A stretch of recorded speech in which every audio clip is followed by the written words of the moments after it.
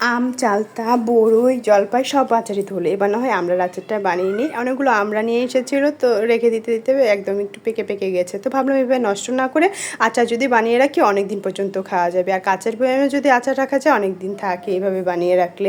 তো ভাবলাম আমড়াগুলো একদম সুন্দরভাবে কেটে ধুয়ে পরিষ্কার করে নিয়েছি।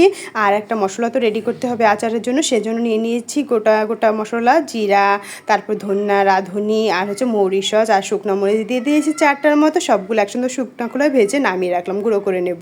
আর আমড়াগুলোর গায়ে হলুদ পরিমাণ মতো, স্বাদ মতো লবণ দিয়ে, কড়াইয়ে তেল দিয়ে ভালোভাবে নাড়াচাড়া করে ভেজে নেব। আর ভাজা যখন মোটামুটি একটু হয়ে এসেছে তখন দিয়ে দিলাম ঢেকে, কেননা আমড়াগুলো সেদ্ধ হতে হবে। সেজন্য সেদ্ধটা কিন্তু হয়ে গেছে, ঢাকনা খুলে দেখি। তো এরপরে জলটুকু যে ছিল শুকিয়ে যাক, আস্তে আস্তে নাড়াচাড়া করতে থাকবো। আর পরিমাণ মতো চিনি দিয়ে দিলাম এতে, যেহেতু আচারটা টক মিষ্টি ঝালের আচার হবে সেহেতু চিনিটা দিয়ে দিলাম। দিয়ে অনবরত নাড়াচাড়া করে চিনির জলটা সুন্দরভাবে শুকিয়ে নিতে হবে। একবারে আঠালো আঠালো হয়ে আসবে যখন, তখন আগে থেকে যে ভেজে রেখেছিলাম গোটা গোটা মশলাগুলো, সেগুলো কিন্তু আমি গুঁড়ো করে রেখেছি, সেগুলো দিয়ে দেবো উপর থেকে। দিয়ে এই যে সেন্টটা, মশলার যে সেন্টটা বেরোয়, এটাতেই মনে হয় পেটটা ভরে যায়, খুব সুন্দর একটা সেন্ট হয়। আর এই জন্যই আচারের স্বাদটা কিন্তু আরও বেড়ে যায় মশলাগুলো দেওয়াতে।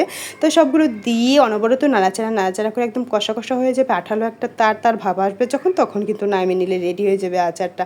যাতে জল জল ভাবটা না থাকে, একদম আঠালো তারের মতো হবে, শিরার মতো আর কি। যাই হোক, তো এইরকম সুন্দরভাবে হয়ে এসেছে আচারটা। কত সুন্দর হয়েছে দেখতে, খেতে কিন্তু দারুণ হয়েছিল। আমার বড়েরও খুব পছন্দ হয়েছে, আমারও ভালো লেগেছিল। তো এই আচারটা কিন্তু অনেক দিন পর্যন্ত বয়মে রেখে দিলে কিন্তু খাওয়া যায়, ভাতের সাথেও ভালো লাগে, এমনিতেও ভালো লাগে। তো সবাইকে ধন্যবাদ আমার ভিডিওটি দেখার জন্য। সবাই ভালো থাকবে, টাটা।